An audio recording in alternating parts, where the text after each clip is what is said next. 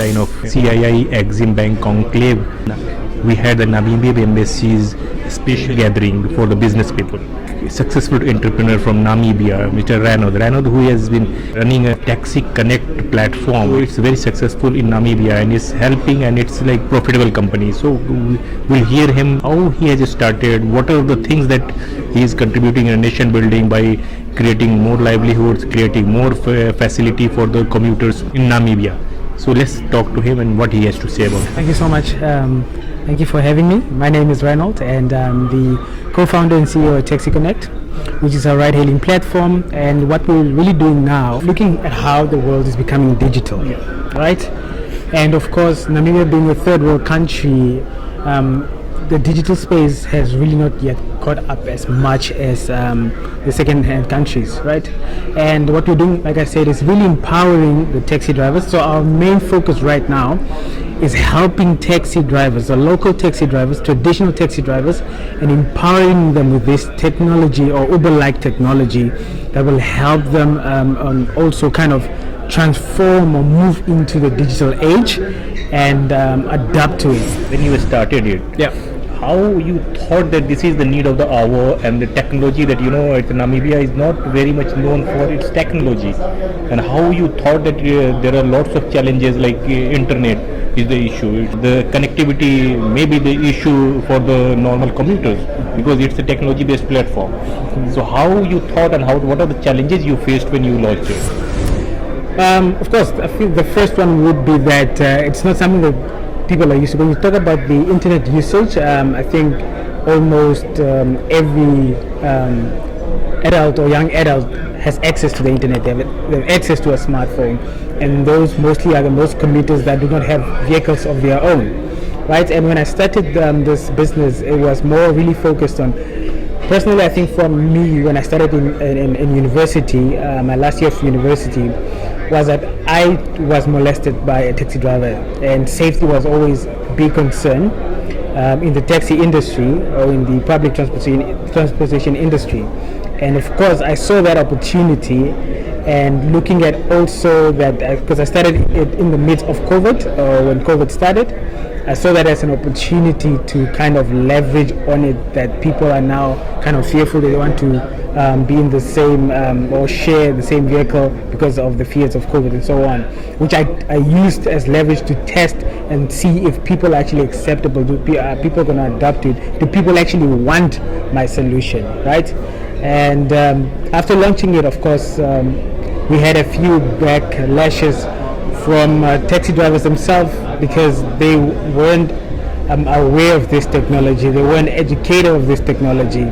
And I think that was the biggest pushback, getting drivers on board or convincing them, and really kind of helping them see that it is a better solution for their taxi business to run it on a platform where you are sort of you have more access to more people, and you don't have to drive around looking for customers, but rather you have them at the hinge of your fingerprint. So I think that's really where it came from. Ranod is a role model for Namibia youth, I can say, but he has got inspired by his own experiences, like he was molested by a taxi driver while traveling in a taxi, So here we come back to the social aspects of it. Sir, how it is important for a middle class in Namibia to use this kind of facility? Is it very much acceptable, or there are still way to go, or still struggle ahead in the era of the technology? So Ranod, can you tell me about the society that you told that taxi drivers were not convinced in the beginning, local supports were like a challenge at how to connect with those people? So what are the things that you faced in 2 years? The first, I think, like I said, the first biggest challenge was getting drivers on board,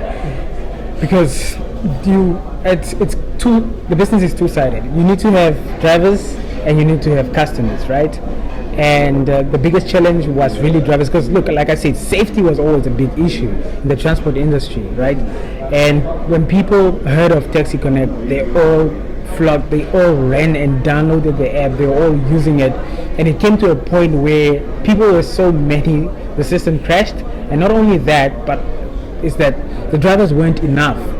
because, like I said, drivers were really the hardest, because most of the taxi drivers aren't really that educated or don't have the level of understanding of what digitalization is, and that was the hard work we needed to do and teach them and train them and go find them where they are and tell them, hey, this is good for your business, this is how it works. Even though they pushed back, we kept on pushing and helping them realize, educating them that, look, this actually works and your business will be 10 times better if you use this, because we already have a clientele, right?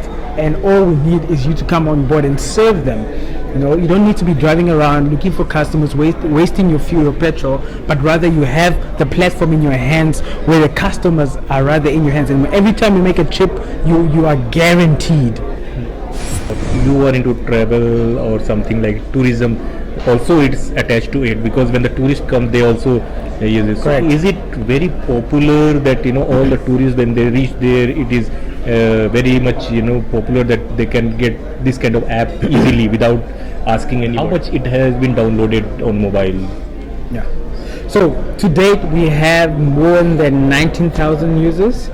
And of course, look, when tourists come in, like I said, we really try to do our best with what we have. Looking at that, we don't really have that much funding into the business, but it was more of a personal funding, and because of that, we couldn't do what we wanted, and we had to work everything on a very low budget just to make sure it works.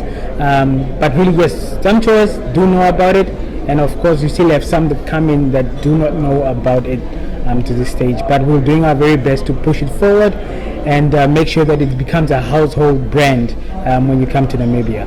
So do you want to expand it to the Angola or South Africa as well in the neighboring countries? Of course, we're looking to expansions, but before international expansions, we're really looking at nationwide expansion. So we roll out into other cities, other towns, and really testing the market there before we look at scaling it internationally. And of course, to do that, we also need finances, so we need funding, because you need R&D, and all this costs quite a lot. And without a strong investor on our side willing to take the risk with us, it's still going to be a challenge to scale it, even if you wanted to.